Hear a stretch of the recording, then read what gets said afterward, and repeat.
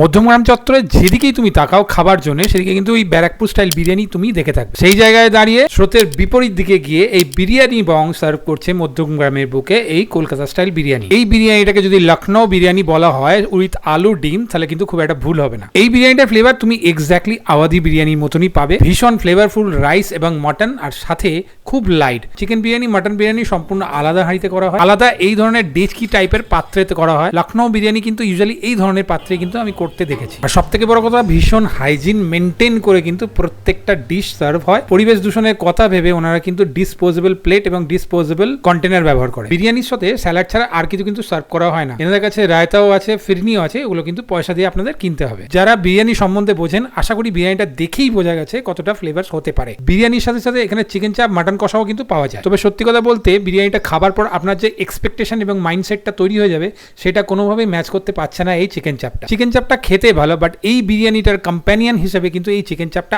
আরো একটু বেশি ইমপ্রুভ হতে পারে। বাই দ্য ওয়ে, এখানে ভেজ বিরিয়ানিও পাওয়া যায়। ভেজ বিরিয়ানিকে যারা বিরিয়ানি হিসেবে গণ্য করো, তারা ওখানে খেতে যেতে পারো। আমার সম্পূর্ণ অভিজ্ঞতা নিয়ে চ্যানেলে কিন্তু ফুল ভিডিও খুব তাড়াতাড়ি আসবে। চ্যানেলটাকে ফলো বা সাবস্ক্রাইব করে রাখতে পারো। দোলতলা মোড়, ওই দিকটা মধ্যমগ্রাম। দোলতলা মোড়ে নেবে, কিছুটা হেঁটে বাঁ দিকে আসলেই পেয়ে যাবে বিরিয়ানি বং। যাদের অসুবিধা হবে, স্ক্রিনে নাম্বার রইলো, অ্যাড্রেসও রইলো।